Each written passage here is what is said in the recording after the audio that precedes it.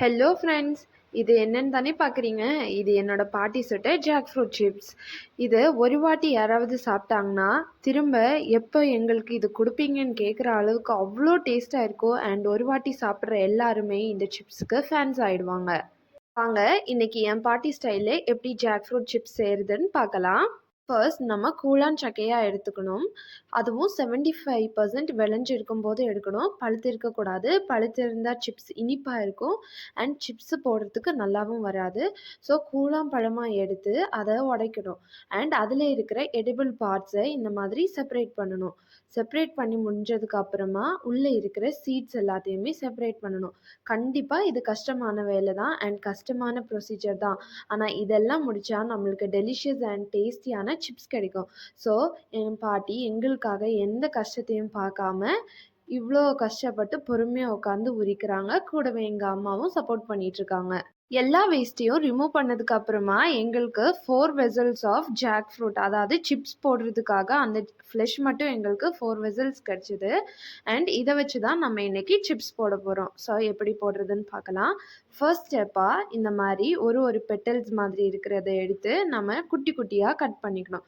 கடையிலெல்லாம் ரொம்ப ரொம்ப பெருசாக போடுவாங்க, அதனால தான் டேஸ்ட்டே இருக்காது. பட் எங்கள் பாட்டி கஷ்டத்தை பார்க்காம குட்டி குட்டியாக வெட்டி போடுவாங்க. அப்போ தான் அது ரொம்ப டேஸ்ட்டாக இருக்கும் அண்ட் ஈஸியாக பொரிஞ்சு ரொம்ப கிறிஸ்பியாக இருக்கும் சாப்பிட்றதுக்கே. இப்போது நம்ம எடுத்து வச்சிருக்கிற ஜாக் ஃப்ரூட்டை குட்டியாக நீளமாக கட் பண்ணி முடித்ததும் அதுலேருந்து ஒரு சின்ன போர்ஷன், அதாவது இன்ஸ்டண்ட்டாக இப்போ ஒன் டைமில் எவ்வளோ ஃப்ரை பண்ண முடியுமோ அவ்வளோ மட்டும் எடுத்து அதோட நம்ம சால்ட் ஆட் பண்ணி கொஞ்சம் விரவி விடணும்.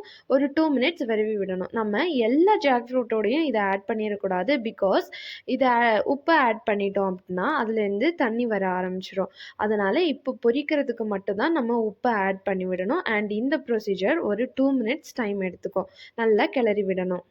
நெக்ஸ்ட் ஒரு கடாய் இல்லைன்னா உருளியில் நம்மளுக்கு தேவையான அளவு ஆயில் ஊற்றிக்கணும். அதாவது சிப்ஸ் முங்குற அளவுக்கு ஆயில் வந்து இருக்கணும். நாங்கள் இன்றைக்கி ஒரு 2 லிட்டர்ஸ் ஆஃப் ஆயில் எடுத்திருக்கோம். அண்ட் ஆயில் போர் பண்ணதுக்கப்புறமா ஹை ஃப்ளேமில் வச்சு அது ஆயில் பாயில் ஆகுற வரைக்கும் நம்ம வெயிட் பண்ணணும். ஆயில் இப்போ நல்லா சூடாயிடுச்சு. இப்போ நம்ம உப்பு போட்டு வச்சிருக்கிற பலாக்காயை நல்லா ஸ்ப்ரெட் பண்ணி விட வேண்டியது தான். ஸ்ப்ரெட் பண்ணி விடும்போது கை வச்சு நல்லா உதிரி உதிரியாக ஸ்ப்ரெட் பண்ணி விடணும். இந்த டைமில் ஃப்ளேம் வந்து ஹை ஃப்ளேமில் இருக்கணும். ஒரே டைமில் ரொம்ப நிறையா பலாக்காயை ஆட் பண்ணிடக்கூடாது. பலாக்காய் கொஞ்சம் மீடியமாக தான் ஆட் பண்ணணும். அப்போ தான் அது நல்லா பொரிஞ்சு நல்ல கிறிஸ்பியாக முறுவலாக வரும். பலாக்காயை ஆயிலில் ஆட் பண்ணதுக்கு அப்புறமா ஆயிலுக்குள்ளார பலாக்காய் முங்குறது மாதிரி இந்த மாதிரி ஒரு கரண்டி வச்சு நம்ம நல்லா கிண்டி விடணும். ஸோ அதனால் எல்லா பலாக்காயும் ஆயிலுக்குள்ளார நல்லாவே டிப் ஆகிடும். டிப் ஆகி இப்போ நம்மளுக்கு கிறிஸ்பியான ஃப்ரை வந்து ரெடி ஆகும். இந்த சிப்ஸ் ரெடி ஆகிறதுக்கு 15 to 20 மினிட்ஸ் ஆகும். First 10 minutes high flame and next 10 minutes வந்து ஸ்லோ ஃப்ளேமில் இருக்கணும். இன் பிட்வீன் 2 மினிட்ஸ் ஒன்ஸ் வந்து கிளறி விடணும். அப்படி இல்லைன்னா ஒன் சைடு மட்டும் ரொம்ப ஃப்ரை ஆகி தீஞ்சு போயிடும். அதனால் 2 மினிட்ஸ் ஒன்ஸ் நல்லா கிளறி விட்டுட்டே இருக்கணும்.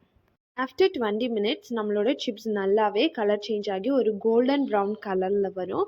அது வந்ததுமே நம்ம 1 பீஸ் எடுத்து ட்ரை பண்ணி பார்த்துட்டு க்ரன்ச்சியாக இருந்துச்சு அப்படின்னா ஸ்டவ்வை ஆஃப் பண்ணிவிட்டு அந்த சிப்ஸை இன்னொரு வெசலில் ஆயில் ட்ரெயின் ஆகிறதுக்கு சேஞ்ச் பண்ணிட வேண்டியது தான். இந்த சிப்ஸ் கடையில் வாங்குறத விட 1000 டைம்ஸ் பெட்டர் அண்ட் டெலிஷியஸாக இருக்கும். அதுக்கு ஃபர்ஸ்ட் ரீசன் பாட்டியோட ஹார்ட் ஒர்க் அண்ட் அவங்களுடைய லவ் தான். பிள்ளைங்க ஏதோ சாப்பிட்டுட்டோன்னு சொல்லி இல்லாமல் சாப்பிட்டா ரொம்ப டெலிஷியஸ் அண்ட் டேஸ்டியாக சாப்பிட்ணுங்கிறதுக்காக பொறுமையாக உட்காந்து குட்டி குட்டியாக நறுக்கி ஒரு 2 மினிட்ஸும் ஆயிலில் போட்டு சிப்ஸை கிளறி விட்டு கொடுக்கறதால தான் இந்த சிப்ஸ்க்கு இவ்வளோ டேஸ்ட்டு. அதனால தான் பாட்டி சுட்ட சிப்ஸை யார் சாப்பிட்டாலும் ஃபர்ஸ்ட் டைமே அதுக்கு ஃபேன்ஸ் ஆகிடுறாங்க. அண்ட் எப்போ சுட்டாலும் எங்களுக்கு திரும்ப கொடுங்கன்னு சொல்லி கேட்குறாங்க. பாட்டி செகண்ட் ரவுண்ட்காக திரும்ப ஆயிலில் வந்து பலாக்காயை போட்டுட்ருக்காங்க. ஸோ இப்போ நம்மளோட பலாக்காய் சிப்ஸ் ரெடி ஆயிடுச்சு. இந்த வீடியோ உங்களுக்கு பிடிச்சிருந்ததுன்னா லைக், ஷேர் அண்ட் கமெண்ட் பண்ணுங்கள். மறக்காமல் என்னோட சேனலுக்கு சப்ஸ்கிரைப் பண்ணுங்கள். பாய்.